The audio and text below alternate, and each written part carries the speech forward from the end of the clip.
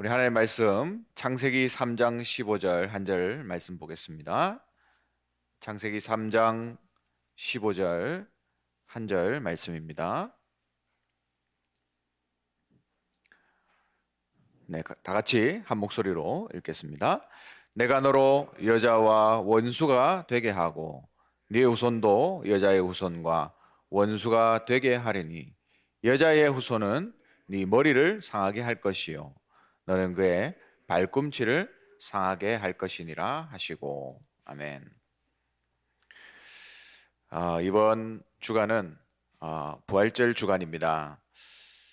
그리스도께서 부활하시고 우리의 인생을 치유하신 엄청난 사건이죠.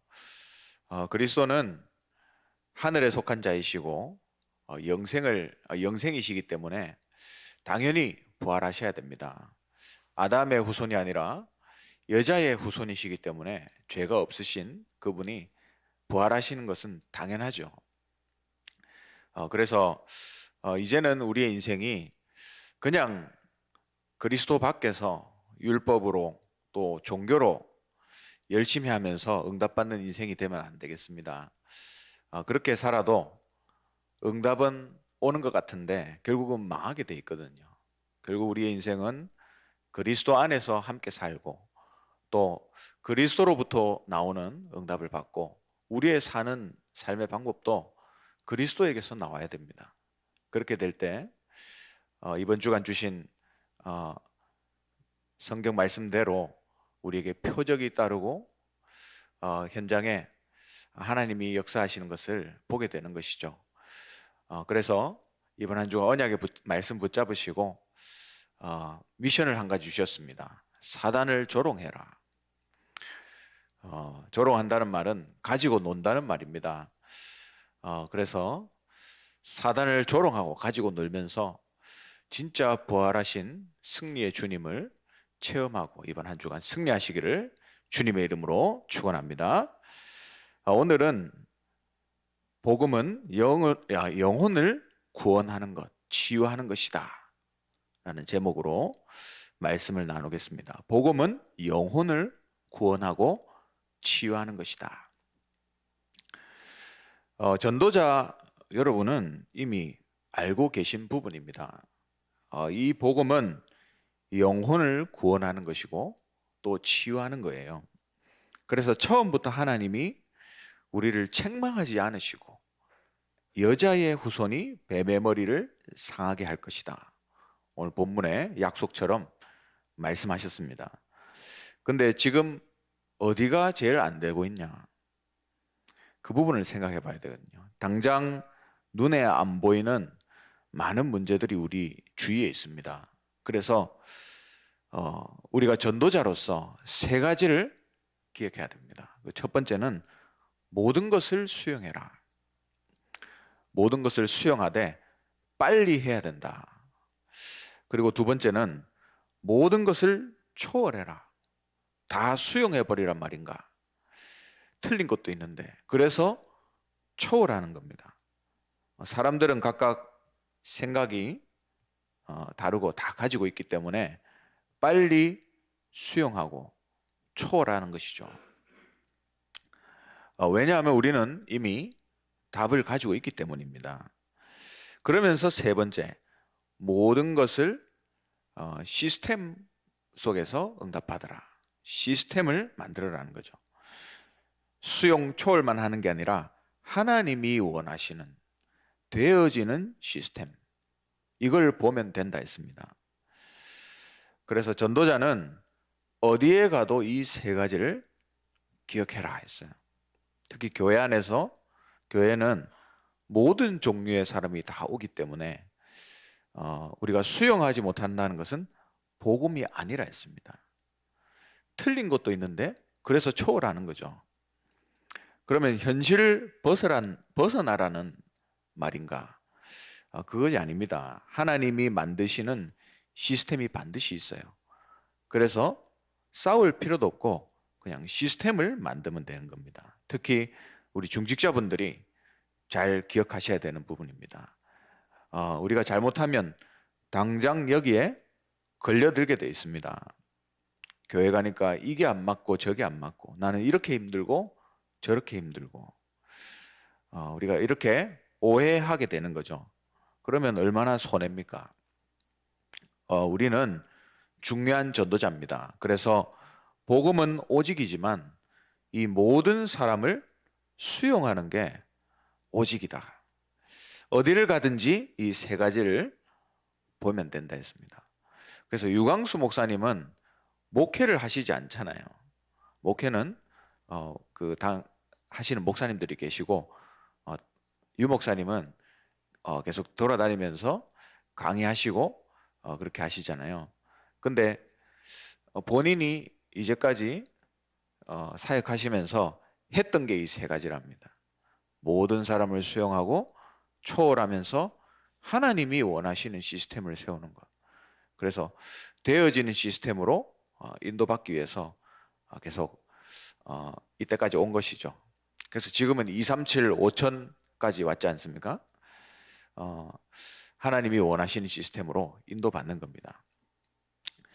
우리가 이렇게 인도를 받아야 되는데, 왜냐하면 지금도 사단은 우리를 멸망시키는 것이 목적이기 때문입니다. 그것이 첫 번째로 기억해야 될 거예요. 사단의 목적은 멸망이다. 우리가 이 서론의 세 가지 부분을 모르면 굉장히 혼란스럽고 사단에게 당하게 되어 있습니다. 사단은 좋은 것으로 유혹하죠. 그게 멸망시키는 방법입니다. 눈에 보이기 좋은 것으로. 그리고 보암직한 것으로 유혹합니다. 창세기 3장의 얘기잖아요. 그리고 결국은 속이는 것으로 유혹을 합니다. 결국 아담과 하와가 이렇게 속아 넘어갔죠. 사단은 알고 있습니다. 자기가 속이고 또 스스로 속는다는 것을 알고 있습니다. 예전에 유 목사님이 자주 얘기하시던 우리나라에서 굉장히 유명했던 심진송이란 무당이 있지 않습니까? 그 사람 만나려고 하면 몇 달을 기다려야 돼요. 왜냐하면 예약이 꽉 차 있기 때문에, 워낙 용하니까 사람들이 많이 가기 때문에. 그래서 결국 이 사람을 만나기 위해서 우리 팀들이 문 앞에서 계속 기다렸답니다. 매일 계속 찾아오니까 처음에는 화내면서 왜 나를 괴롭히냐 그랬는데, 너무 계속 찾아오니까 이 심진송 씨가 진짜 얘기를 한 겁니다. 오라 해가지고, 내가 지금 이거 하고 싶어서 하는 게 아니다. 그리고 앞으로 내가 이것 때문에 망할 것도 안다라고 했어요. 그러면서 나는 결국에는 하나님께로, 교회로 돌아갈 거다. 그러니까 지금은 나를 좀 괴롭히지 마라 라고 얘기했다잖아요. 그 사람이 원래 장로 딸이고 신학 공부까지 했던 사람이라고 합니다. 결국 사탄은 이렇게 나오는 거예요. 창세기 3장, 6장, 11장. 굉장히 좋은 것처럼 느껴지잖아요. 네가 하나님처럼 되라. 똑같은 얘기입니다. 네가 신을 받아야 된다. 네피림, 뉴에이지 다 같은 얘기입니다. 그러면서 보암직한 것, 우상도 만들고 신전도 만들어요. 계속 만들고 있습니다. 이 사단이 하는 짓이죠. 그래서 결국은 이걸로 속이는 거예요. 눈에 보이는 것으로. 그러나 아까도 말씀드렸지만 사단은 스스로에게 속아 넘어갑니다. 사단이 이렇게 하고 있는데 우리는 이 서론의 세 가지, 수용하고 초월하고 하나님이 원하시는 시스템을 만드는 것, 이 부분을 못하고 있는 거예요. 이래서 항상 뒤떨어지는 겁니다. 그러면 두 번째로 기억할 것, 사단의 목적은 멸망이지만 반대로 그리스도의 목적은 구원이라 했습니다. 우리에게 답은 하나밖에 없어요. 답이 하나밖에 없는데 여기서 중요한 부분이 있습니다. 우리가 예수 믿고 구원받는다. 당연한 진리죠. 우리가 가진 답입니다. 그런데 거기서 더 중요한 것이 있습니다. 왜 그렇다면 그리스도가 필요한가? 그리스도가 왜 필요하며 그리스도란 뜻이 무엇인가? 그리고 이 그리스도께서 우리를 어떻게 구원하셨다는 말인가? 이 부분이 중요한 거거든요. 만약에 공자가 그리스도의 일을 한다면 공자 그리스도, 또 석가가 했다면 석가 그리스도라고 하겠죠. 그러나 우리가 확실한 증거를 가지고 있는 것은 예수님이 이 일을 하셨습니다. 그래서 우리는 예수를 그리스도라고 고백하는 거예요. 그렇다고 한다면 스님에게도 그리스도가 필요한 겁니다.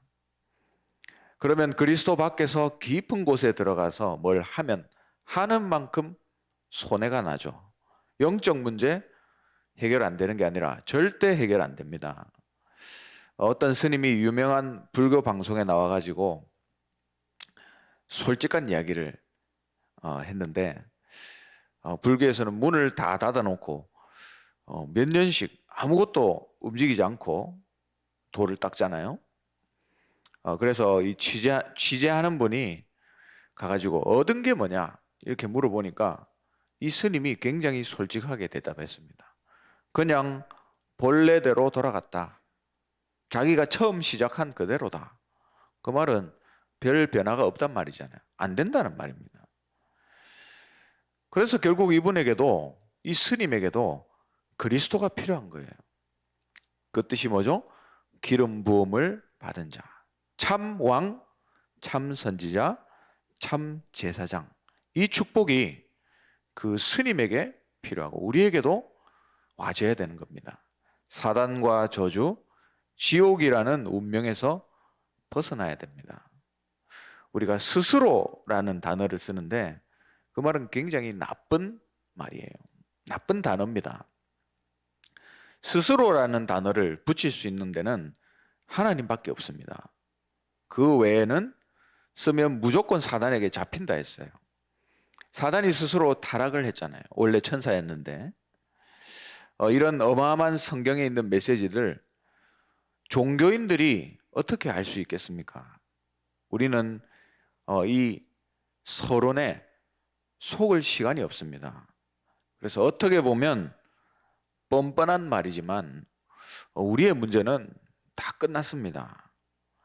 말도 안 되는 얘기죠. 우리가 어떤 인간입니까? 근데 다 끝났다라고 믿고 있잖아요. 만약에 우리가 양심대로 한다면 그렇게 할 수가 없습니다. 구원 못 받아요. 그래서 속된 말로 뻔되다, 철면피다 라는 말 쓰잖아요.